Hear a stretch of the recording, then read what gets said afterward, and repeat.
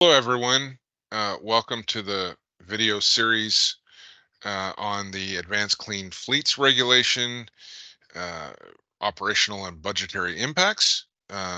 We're talking about the state and local government regulation component. Uh, my name is David Rentschler. I'm with the City of Fairfield and the Municipal Equipment Maintenance Association, chairman for this year. Uh, David Worthington, the fleet manager over at County of Santa Clara, is joining me today.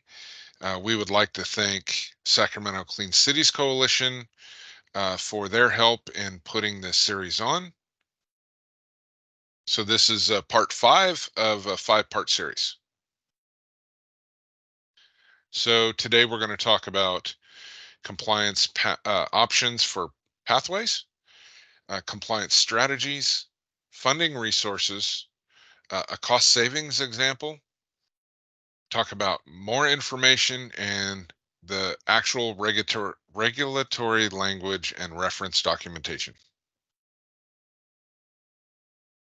So, when we're talking about options for pathways, the ZEV milestone phase-in option versus the purchase percentage requirements as part of normal vehicle replacement planning.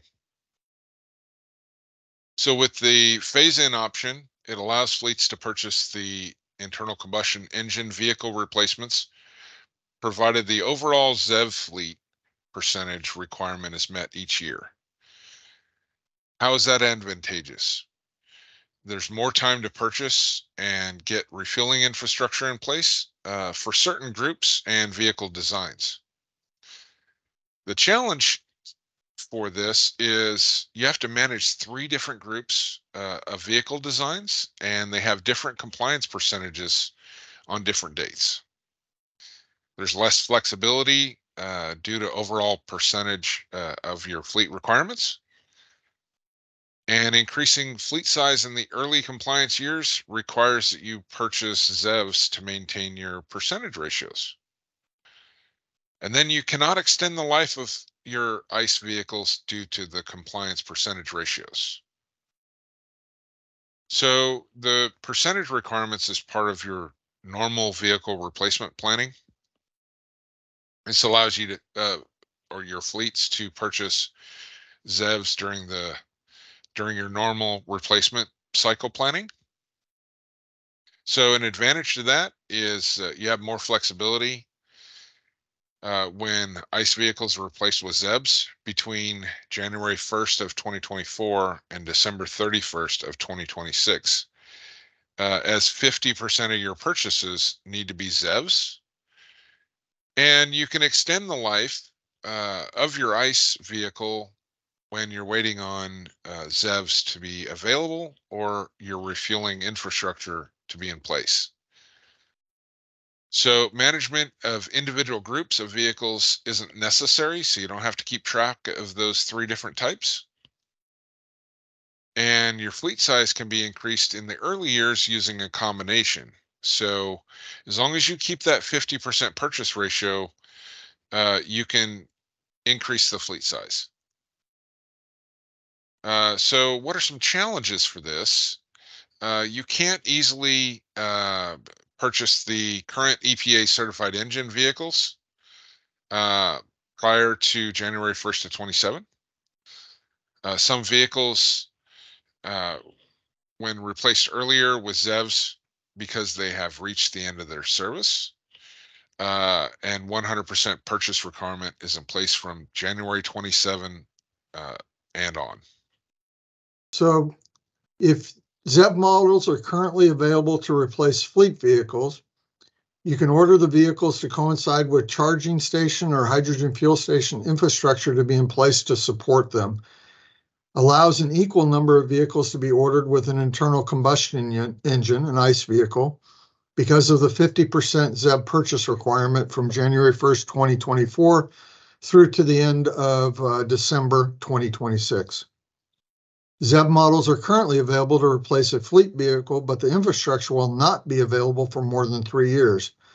You can delay replacement of the vehicle and extend the life of the vehicle. There is a limit on the age of a vehicle that can be operated in a fleet, which is 18 years from the model year of the engine.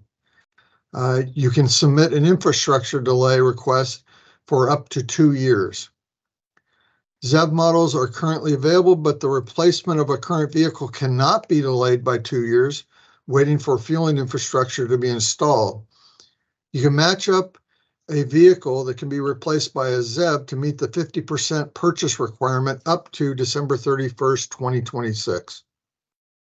ZEV models are not currently available, but will be within 5 years.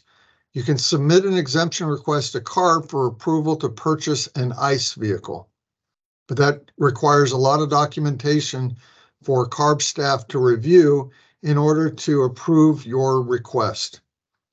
ZEV manufacturer support challenges. Focus on ZEV manufacturers that have local dealerships or contracted warranty repair stations. Dealerships for warranty repair work may be located anywhere in California. The regulation does not allow for an exemption if there are no local dealership or warranty repair stations. If there is one zero emissions vehicle manufacturer selling vehicles in California that match your vehicle and duty cycle needs and body designs, then a vehicle exemption will not be approved by CARB staff. A lack of ZEV dealerships will reduce competition and increase purchase costs. The regulation does not allow for an exemption based on the cost differential between a conventional ICE vehicle or a ZEV. Mr. Wrench will cover funding resources. So beginning January 1st, 24, vehicles acquired with state incentive program funding for ZEVs or near ZEVs will not be counted as a compliant vehicle. During the contract period, if the general program requirements state that funding cannot be used for compliance requirements, a funding program requirement needs to be reviewed in depth to prevent unintended use restrictions. So we have a couple of links here for CARB website on incentives and funding. Also the Advanced Vehicle Technology and Infrastructure Funding Finder tool, and the Hybrid Zero Emission Truck and Bus Voucher Incentive Program. Everybody knows that it is HVIP. The Low Carbon Fuel Standard, LCFS. Energized commercial vehicles, and the Truck Loan Assistance Program. So please check these links out for further information. So the Carl Mario program, we have a link for there. They can also help you with some of your infrastructure as well. I believe there's some grant programs there.